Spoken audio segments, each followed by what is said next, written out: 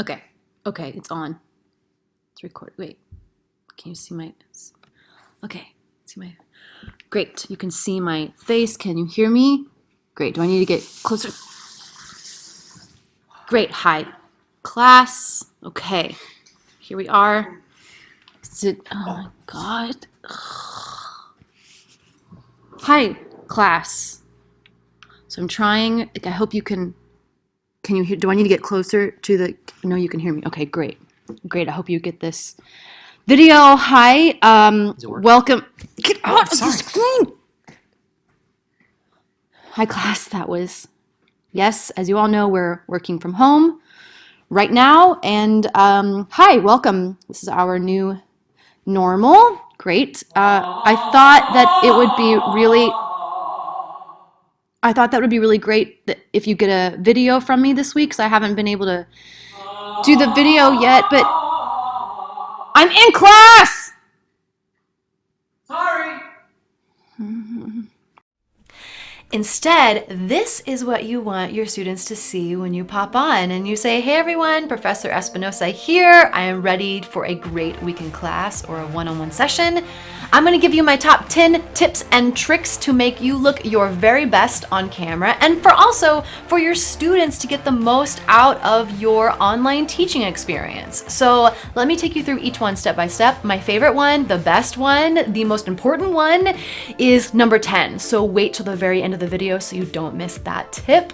Also, if you like this video, if these videos have been really helpful for you, please click the like button below, click subscribe so you don't miss another video, and don't forget to turn on the bell notification so you know when every single video comes out right here on YouTube.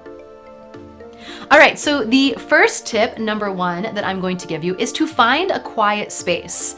Now, as you can see right here, I actually created one of my guest rooms into my home office when I started transitioning to teaching mostly online the past year or so, but really the past 3 or 4 months, it's all been online, as I'm sure many of you out there as well are experiencing right now.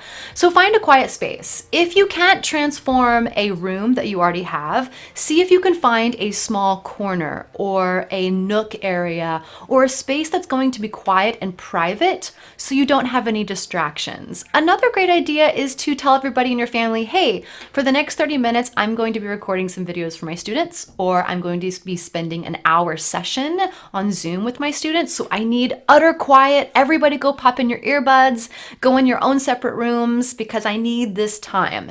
What also is really helpful is to find a space that you have just a desk, just out what you need. And so not only is it quiet in an audible sense, but it creates a quiet sense for you when you're working so that you can stay focused on your students and on recording, which sometimes gives us some anxiety and stress. So quiet space, quiet mind. Step number 2 is going to be the background of your space. So as you can see right now, in my home office, I created this awesome shelf from IKEA, extremely inexpensive, and I have all of the things I need. So if I need to reach over and grab something from my class or a book, a textbook, I've got them accessible right here if it's a live class and I need to grab something really quickly. But you'll notice that visually it's really simple. It's really clean. I don't have a lot of things that distract the student. A lot of black boxes hide everything. And you can create this with almost anything that you have already right now at your house. So really simple background. If you want to use a blank wall or a curtain, anything that you have that's going to simplify your background, or also something that could just make it more interesting to your students. But remember, keep it simple and keep it minimal. Another great idea that you can do is if you're using Zoom, to use the background, the virtual background options. And I did a video on Zoom, I'll link it up in the cards for you right here, that tells you everything you need to know about Zoom and how to use those virtual backgrounds. Tip number 3 is the angle of your computer. Now, this one is extremely important. For example, many folks we see teaching classes, we see them pop up and literally it looks like this.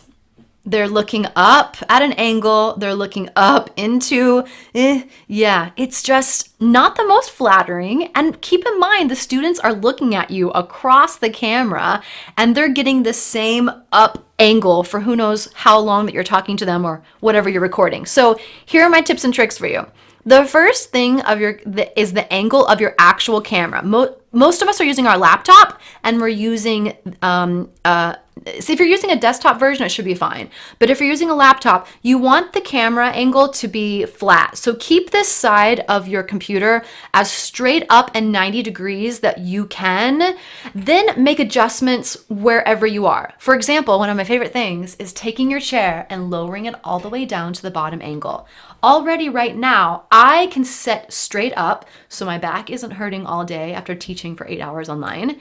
And also the students are now getting a more level angle, my face to the camera. You really want the camera to be eye level if you can, or even a little, maybe perhaps above you versus below you. Another option you can do here is you can even see that I put a notebook underneath my laptop to give it a little more lift. That way I can sit at my desk, I can sit up nice and tall, and I still have access to the keypad if I'm doing something on Zoom and I still need to access it. I can have that access without hurting my wrist and having to move it.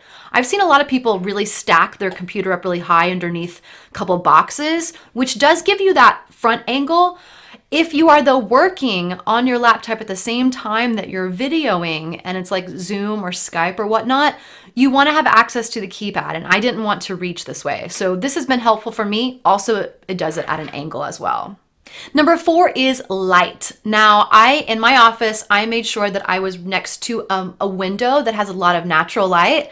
It's cloudy right now as I'm recording this, so I don't even have much natural light.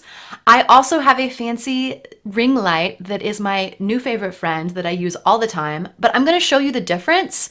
And if you want to purchase something, you can, but you don't really have to. So for example, let's say I turn off the ring light. So this is what it looks like with just natural light. This is what it looks like from the student's version. There is at least some light on my face. I would say record and film as much as you can during the day when the light is the brightest. Or if you're doing Zoom sessions, again, during the day with the brightest light. Another thing you can do is create your space where your desk or the area that you're working at is right in front of the window, so the light is literally coming onto your face. You don't want it behind you. I do have a lamp over here, but you want the light coming onto your face. Now, my favorite friend is the ring light because it looks completely different. So here's the ring light on again. Ta-da! The ring light is such a magical wonder. All of a sudden it looks bright and light no matter what time of the day it is. This ring light's like $100 on Amazon. I will throw one up here for you as well so you can see what it looks like. They're really inexpensive. There are some great deals out there, especially right now. But if you are going to be doing a lot of online teaching, I highly suggest a ring light. Otherwise, lots of natural light, as much as you can get in your quiet space. Number 5 is your attire. Now, you can tell right now, I took a shower, I fixed my hair, I put some makeup on, and I put a colorful, comfy shirt on. Really, they're mostly only going to see you from the bottom up. So I would say wear your comfy pants and your slippers underneath, but make sure it's something colorful. You can see right now, they can see me. When they turn the computer on, I can wave and say hi to them, and I am ready and I feel good. And I always say when you teach, if you feel good, you're going to exude that to your students as well, and you're going to energize them. And we really want to keep that in mind. So it's not just about the students, it's about you and how you feel on camera.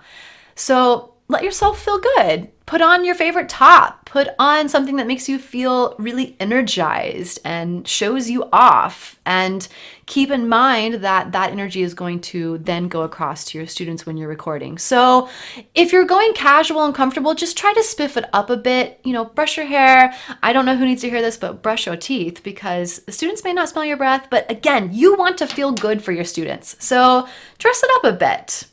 Number 6 is headphones. Now, if you are just recording something to send to your students, like a message or an assignment or a lecture, you don't need headphones. But if you are using Zoom, then you definitely want to have headphones. I use my AirPods because they are easy and they are quick. Again, time savers are always more important to me right now than the best thing.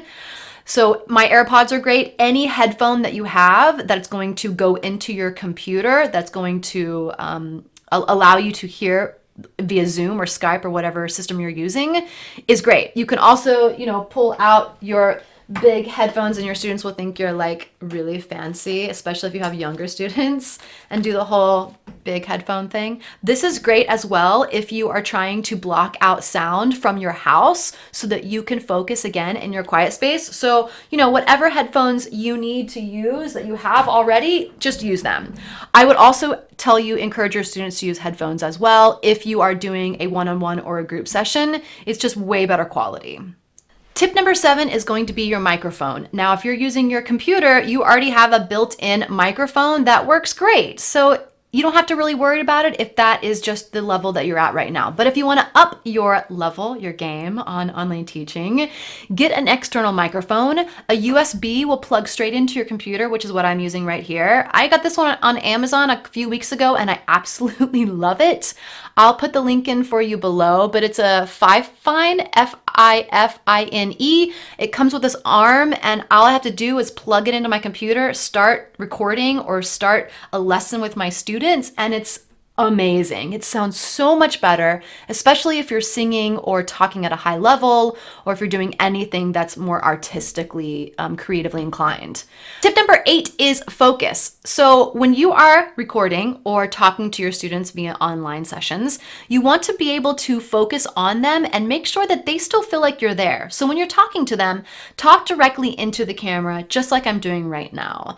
If you start to look at yourself on your screen, like on Zoom or whatnot, they're not going to get your eye level like you see right now. So look directly at them so they feel like you are focused on them and that it is a very one-on-one conversation, even if you're in a group Zoom session. Tip number 9 is posture. If you have already set up your space where you can sit tall, your posture is going to not only be helpful for your students that are watching you or your colleagues or whoever you're meeting with online, but for you yourself. We are sitting quite a lot. If you can stand and set up your desk that way, super helpful. But I have really found that it's more comfortable for me to sit and then I get up on my breaks in between. But you want to have a tall posture so that the students see it versus this, right? This is not as nice to look at quite often unless you're just hanging out, but it gives you that professional appearance. Also, it really helps force you to sit on your sits bones and keep your back straight, which in the long run is going to help your health teaching online 8 hours a day. Number 10, and the last one, and the most important one that I really think that you should make sure you're including is energy. If a student turns on the camera and they're talking just like this, it's not as exciting to them as what I've been doing with you the past 10 minutes. Exuding that energy and creating that positive atmosphere for your students in this virtual online classroom is extremely helpful. It gives them the bump that they need to want to log on and be engaged with you and your personality. So up that energy level. Engage those students in whatever time that you have with them and try to bring some happiness and light into their life, because we could all use that right now, I'm sure. And it will make you feel better as well. It's a little extra work, but it really makes a big difference. And it will help not only the students, but it will help your positive energy as well.